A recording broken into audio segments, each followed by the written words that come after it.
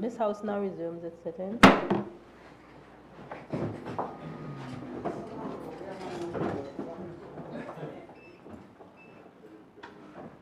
Honorable members, good afternoon. We're continuing with the question and answer segment. And I'll call on the Honorable Member for the 3rd District, who will continue with his questions to the Honorable Premier and Minister of Finance, who will answer. We're resuming at question 9.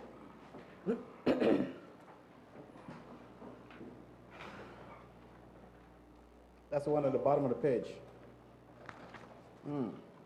Thank you, Madam Speaker.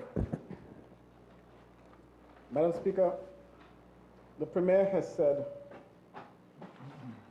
that he has decided to challenge the UK's decision to make it the law for the BVI, among others, to make their beneficial owners register public. Could the Premier and Minister of Finance please tell us, Honourable House, A, on what grounds is he challenging the UK's decision? B, on whose advice is he challenging the UK's decision? And C, whether careful consideration has been given to paragraph 6 of the June 13, 2007 letter of entrustment. Specifically, the United Kingdom government will inform the Virgin Islands government if it should appear that any action or proposal of the Virgin Islands government in any of the fields outlined in paragraph 3 conflicts or is likely to conflict with the international commitments or obligations or any policies of the United Kingdom government. In that event, the United Kingdom government will advise the Virgin Islands government as regards those commitments, obligations, or policies, and so far as possible, further advise how best the intentions and proposal of the Virgin Islands government might be carried out into effect. But it will be necessary for the Virgin Islands government to abide by the decision of the United Kingdom government. Section 67 of the Constitution will apply. Well, sometimes Madam Speaker, my government has taken legal advice which outlines a number of heads of claims that might be pursued by one or more parties. These claims could be brought either in the BVI High Court or the UK High Court. We have also given very careful consideration to the letter of entrustment as part B, as the members have read from. Thank you.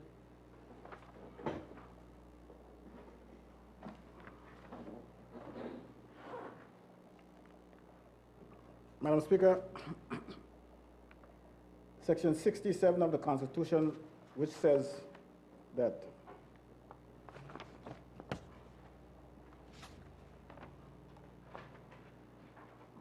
in the event of any disagreement regarding the exercise of any delegated authority under subsection 4, the matter shall be referred to a Secretary of State whose decision on the matter shall be final and whose directions shall be complied with. Madam Speaker, given that being the case, as is stated in this entrustment letter, and to speak about any policy, if the policy of the United Kingdom is that the government of the Virgin Islands shall implement a register and make it public, how is it possible for you to be challenging the government of the United Kingdom on this decision that they made? Madam Speaker, what I would say is that we have been given very, very careful consideration to the letter of entrustment, right? And so our decision remains based on the review and our opinion. Madam Speaker, Can you state 67. Go ahead. 60. Section 60 paragraph sub 7. 60 sub 7. Yeah. Okay. Thank you. And the portion that I read was from the letter of entrustment.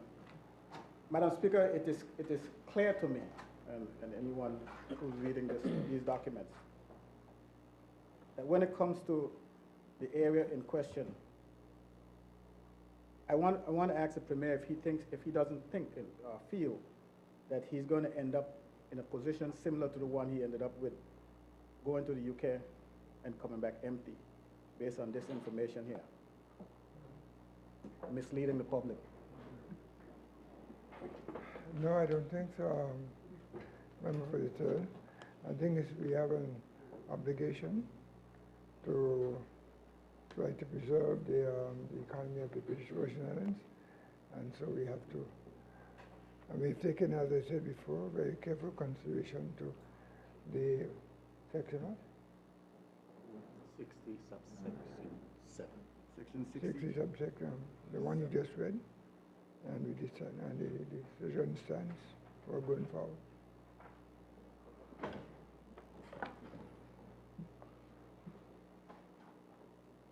Question number 10, Madam Speaker. Madam Speaker, could the Premier Minister of Finance please tell this Honorable House, A, what law firm has the government retained to challenge the UK's decision to make it the law for the BVI, among others, to make their beneficial owners register public? And B, what are the legal fees associated with this service? And could he provide copies of the contracts? No, you can say with reader and Mr. Farah, and you compare with it. And I think that because it's a law firm, so I'm not a law firm. Yeah.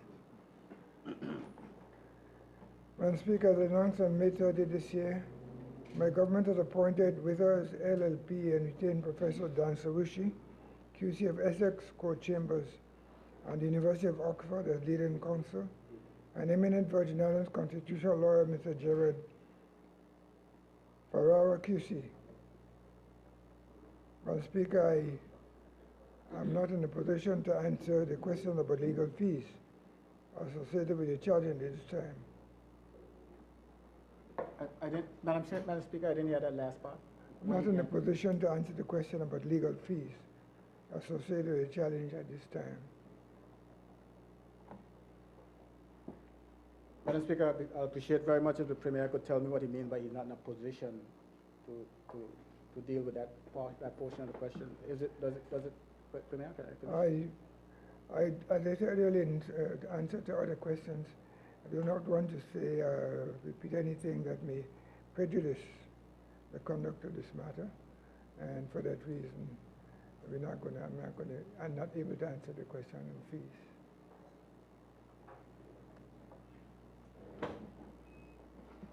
So, Madam Speaker, Premier, you're saying that disclosure of the fees will possibly prejudice the outcome of the case. That's what you're saying? It is possible.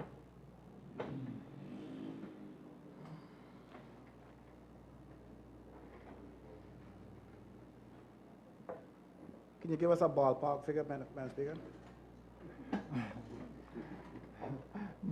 I'm sorry, I can't. Question 11.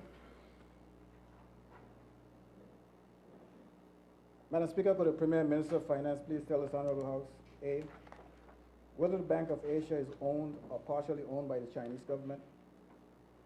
B, what is the Virgin Islands government relationship with the Bank of Asia? C, what are the assets of the Bank of Asia? D, in what other countries does the Bank of Asia operate? And E, who are the directors and shareholders of the Bank of Asia? Thank you, Madam Speaker. Madam Speaker, the Bank of Asia BVI Limited is privately owned, and the Chinese government has no ownership in the bank. While the government welcomes the opening of the Bank of Asia in the British Virgin Islands, it has no relationship with the bank. It operates in the territory by virtue of meeting the regulatory requirements set by relevant rules and regulations, and it is supervised by the Financial Services Commission. The assets. The details of the assets of Bank of Asia BVI Limited are available to the Financial Services Commission as its prudential supervisor. Additionally, the bank published its audited financial statements in the BVI Beacon on the 21st June 2018 and the Islands on 23rd June 2018 in accordance with Section 17C, Paragraph 3 of the Banks and Trust Companies Act 1990. The other one. Madam Speaker, the Bank of Asia Limited does not operate in any other jurisdiction other than the BVI. The details of the directors and shareholders of the Bank of A should be very limited. Falls within the definition of protected information, which the Financial Services Commission is prohibited from disclosing unless the request falls within the gateways for disclosing information in accordance with Section 49A of the Financial Services Commission Act 2001. Madam Speaker, could I ask the Premier if the financial services disclosed to you why you are in a position to say that the Chinese government has no ownership in the bank?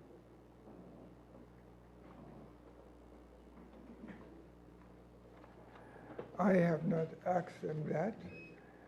The fact that they, but I've certainly been in contact with the owners of the bank who have indicated that this is not the case.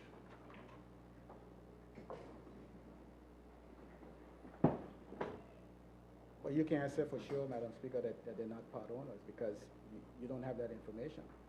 You just by talking to somebody who said they're the owner doesn't necessarily mean that the Chinese government isn't involved. Additionally, Madam Speaker, as I said a while ago, the bank published it in June 2018, and the bank published its audited financial statements in the Big Bear Beacon, which will give also its public knowledge of the assets of the bank and who owns.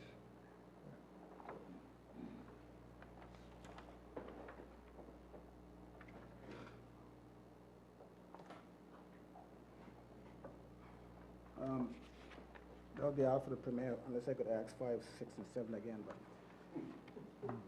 Thank you. Thank you. Thank you. Was I there? Those are the extent of your questions, Honourable Member for the 3rd District. Um, To the Honourable Premier Minister of Finance. 11, I think that's is there more? Thank you, Honourable. Thank you, Honourable Premier Minister of Finance, for answering the questions posed by the Honourable Member for the 3rd District. Thank you. The Honourable Member for the 3rd District will now pose his question to the Honourable Minister for Communications and Works, who will answer in turn. Can I get him now? Especially For the 3rd District, you may now pose your questions to the Honourable Minister for Communications and Works. Madam Speaker, just if a copy can be given to the member, especially the first question, so you can have them. I don't have a problem with it. Madam Clerk, could you, Mr. Foy, take a copy to read the the balance. Honourable Member for the 3rd, please?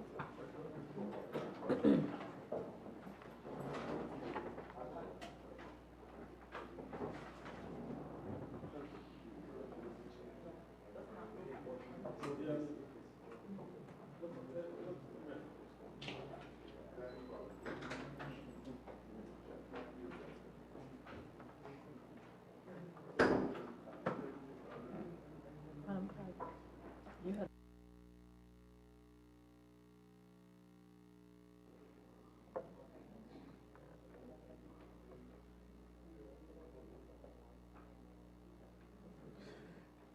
Thank you, Madam Speaker.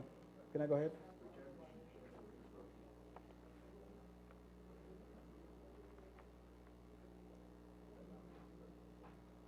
Thank you. Sorry. Go ahead, Honourable Member for the 3rd District. Thank you, Madam Speaker. Madam Speaker, could the Minister for Communications and Works please tell this Honorable House, A, the water production capacity of each water plant on Tortola by name and location prior to Bywater coming into operation, and B, the total water production capacity on Tortola after Bywater became fully operational. Honourable Minister for Communications and Works. Thank you. Thank you, Madam Speaker. Madam Speaker, the water production capacity for each water plant and Tortola by name and location prior to Bywater coming into operation is as follows. Ocean conversion at Barbay, Hodges Creek, 500,000 imperial gallons per day. Aqua Design High School, Lower Estate, 144,000 imperial gallons per day. Aqua Design Seacows Bay, Hannah Hill, 350,000 imperial gallons per day. Aqua Design Capoons Bay, 120,000 imperial gallons per day. And the government water plant in Borgers Bay, approximately 1 million imperial gallons per day. And Speaker, the water production capacity on Tortola, after Bywater became fully operational, was 2,920,000 imperial gallons per day, which is broken up through ocean conversion, Bar Bay, Capones Bay, and Bywater Bywater plant. Thank you, Madam Speaker.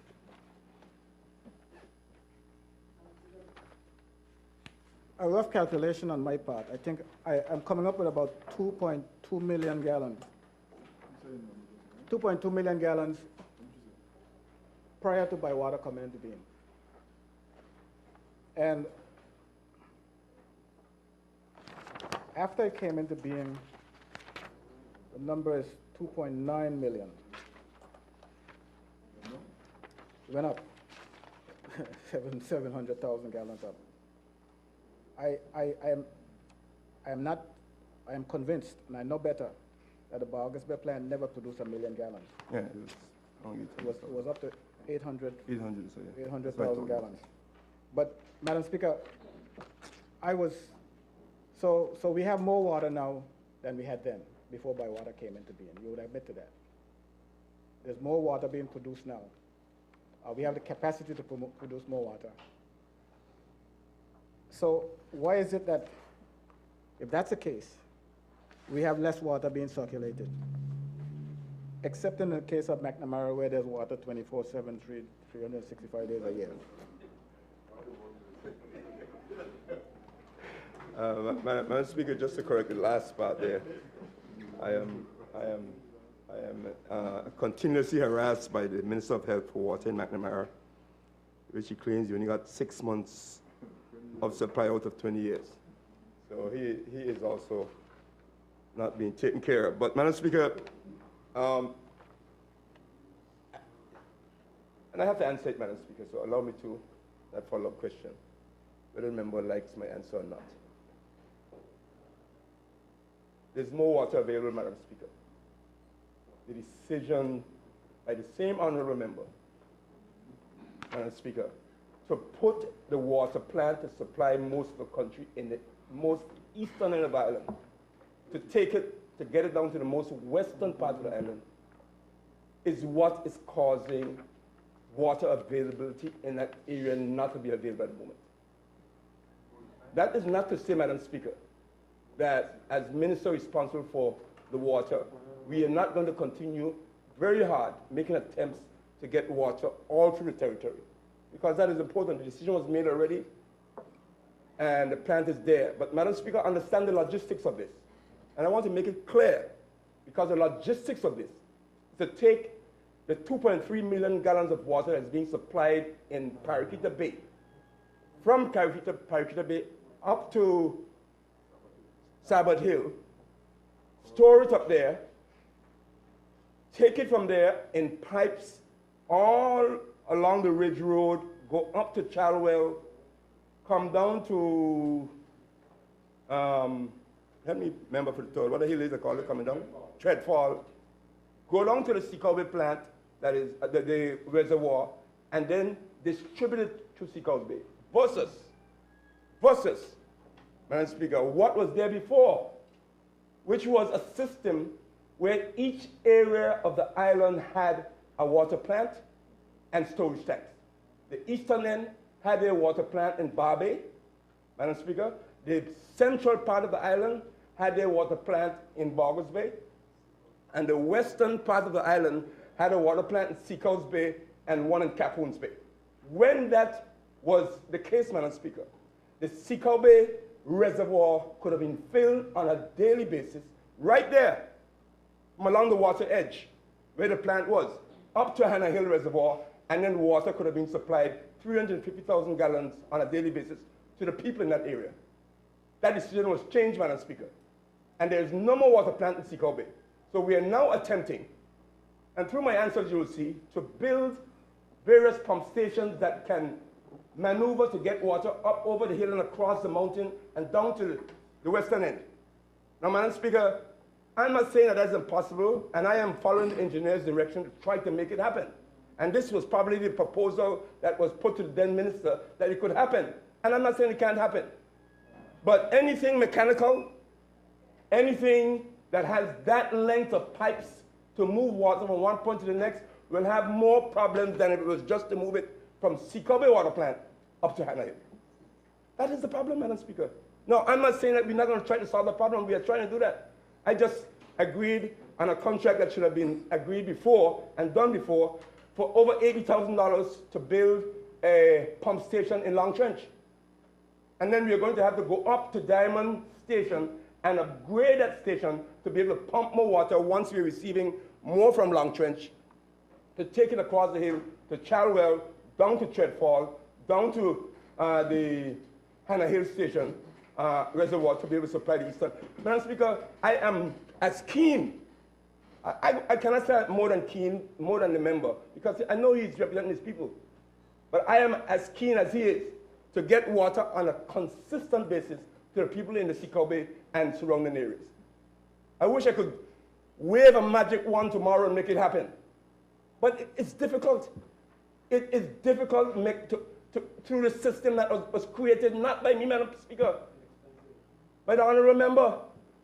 So if he can give me the answer to what the same question he's asking me, I'll be happy to listen to his answer. Good. Madam Speaker. Thanks for the opportunity. Madam Speaker, McNamara is right there. They can't get water. I want the minister to tell me if King Garden Bay isn't further than the Seacobe Hannah Hill water storage tank. And that's where King Garden Bay gets his water, from Abbott Hill. Bruce Bay gets his water from Sabbath Hill, nowhere else. Before Seacobe Bay had a water plant, we got water from Barbers Bay, from Fort Hill to the reservoir in Hannah. So don't talk about the distance. The distance from Paraquita Bay to Seacobe Bay Hannah Hill water tank is maybe 12 miles, 15 miles top. You travel anywhere in the world, water travels hundreds of thousands of miles to get to its destination. The engineering is nothing to do with logistics. And don't forget, and be honest about it, the Seacobe water plant was a temporary plant for 2 years only. It's there now for maybe 19 years, or something like that. It was a 2-year. He asked me to explain to him. It was there for 2 years. So, Madam Speaker, I don't understand. You see, for years I've been coming asking the minister about water in Seacobe Bay, in the 3rd district. And for years he's been giving me these answers. He's going to put in pumps.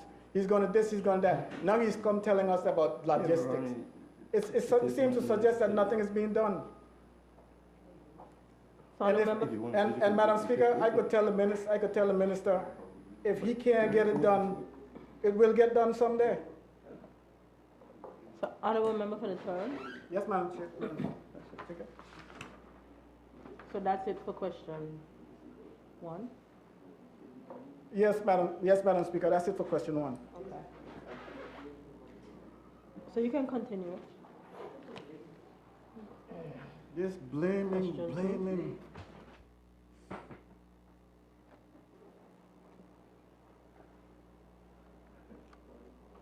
Question number 2, Madam Speaker.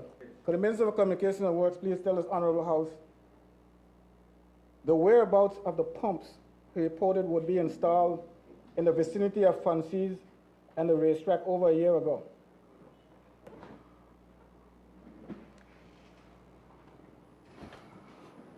Madam Speaker, let me make it clear. I'm not blaming anybody at this point. My job is to resolve the problem. But I just need to state how the problem got here. Clearly. It's not a problem. We need to fix it. The problem. Madam Speaker, as stated clearly in my previous answer on 22nd September 2016, the installation of a pump station was dependent on the completion of the installation of the pump stations in Long Trench and Diamond Estate. Madam Speaker, as this part of the project is not completed yet, then it would not be feasible for us to install a pump station in the area of Fancies and the racetrack at this time, Madam Speaker. Madam Speaker, the relationship between the government and us over here, at least myself, has deteriorated to the point where the people are suffering. And you come in the House of Assembly and ask questions about matters that are crucial, and people take offense. So I don't believe that anything is going to get done after that happens. I didn't come here to offend anyone. I came here to represent my people. And I'm speaking on a point of information, if I may, Stan, because I'm tired of hearing this. I come into the House and I'm minister responsible for a subject, and I am interested in taking care of the people throughout the territory. This thing about who getting help and who ain't getting help, I'm tired of hearing that. The people of Seacoast Bay are suffering, I know, for water for a long time. It's nothing that I know, but I'm aware of it, and I feel also. And it's not that I am trying to make an excuse or spite the people of Seacoast Bay, as some people are proposing to make it. That is not so. Madam Speaker, we're trying to resolve the problem. We're trying to resolve it for the people. And as if because you represent the area that we as ministers are responsible, I don't take that. I am working to resolve the problem. So I don't know what the question was, if there was a follow-up question, but I had to comment on the statement because there's statements being made. I'm the one who has to pass through Kingander to go home. Question 3, honorable member for the third. The third one already? Okay. Thank you, Madam Speaker. Madam Speaker, at the 11th sitting of the second session of the Third House of Assembly on November 13, 2017, the Minister for Communication and Works told his Honorable House that his ministry was committed to ensuring a 24-hour supply of water to all customers of the territory. And with particular regard to the 3rd District, they remained focused on upgrades. Could the minister please give the status of the following upgrades? A, the upgrades to the electrical supply at Diamond, which he said was in progress at that time.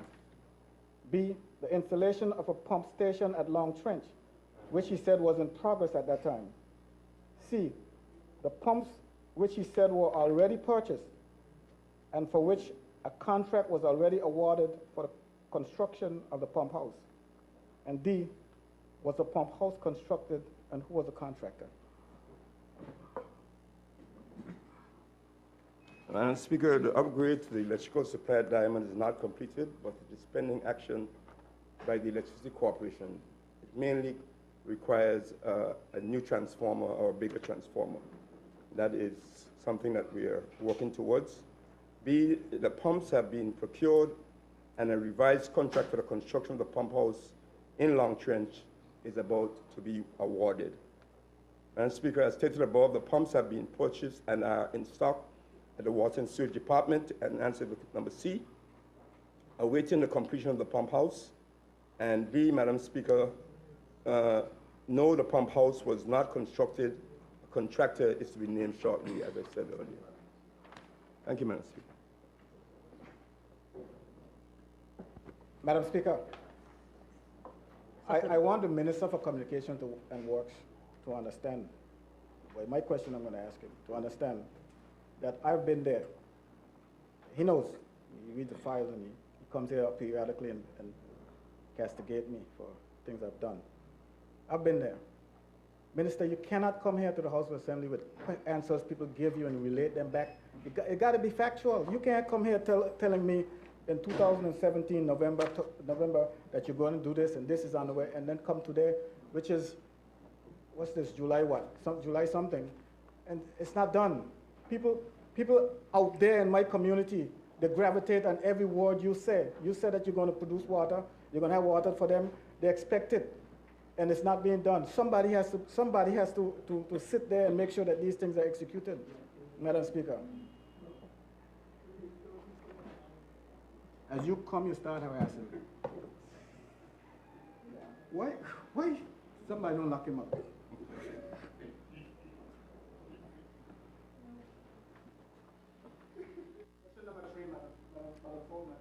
Number Four, 4. Madam Speaker. 4. Don't be Question distracted. Don't be 4. distracted. As he comes.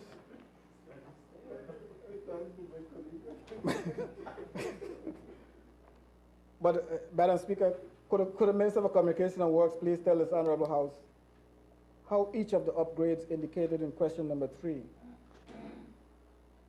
above is intended to improve the water situation in the 3rd District?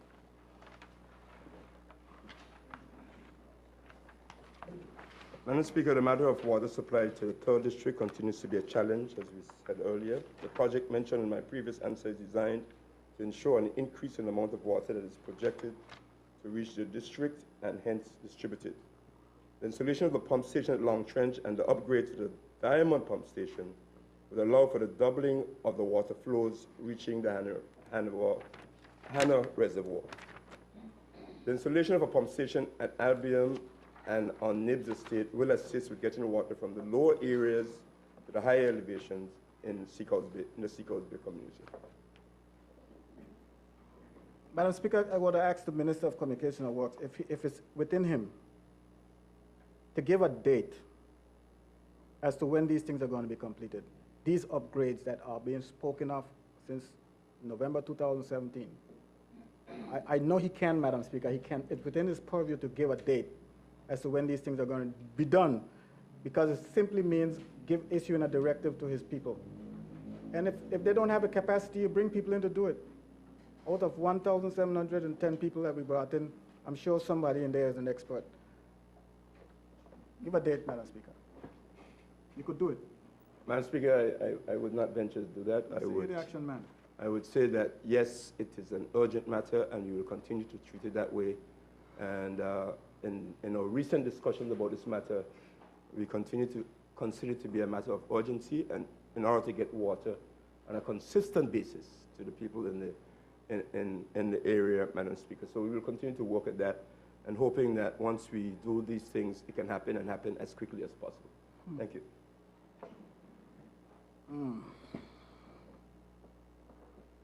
Well, my people, got to use another route. Question number 5, Madam Speaker. Madam Speaker, could the Minister for Communications and Works please tell this Honorable House if the reason the water situation in the 3rd District is worse today than it was at the time he reported the upgrades in question number 3 above is because A, the upgrades were never done, or B, the upgrades were a miscalculation. And Speaker, the upgrades have not been completed. The assessment of the engineer's calculations will be determined after the pump station is installed and the Diamond Pump Station is upgraded as planned. Thank you. Madam Speaker, I'm just trying to get from the Minister an answer as to whether or not the situation for the water in the 3rd District is because the upgrades were not done. I know they're not done. So would you attribute the condition of the water distribution or supply in the 3rd District to the failure to do the upgrades as promised? Madam Speaker, the answer is yes. And as I said earlier, the distance to move the water there requires these upgrades, and we are attempting to do them, and as soon as they're done, I'm very hopeful that we can get water to that area in a consistent basis.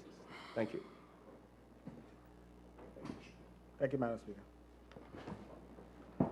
Thank you, Honourable Minister for Communications and Works, for answering the questions posed, and I'd like to thank the Honourable Member for the 3rd District for posing his questions to the Honourable Ministers.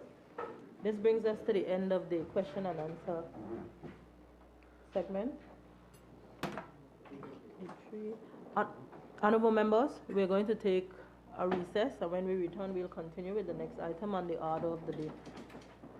This House will now recess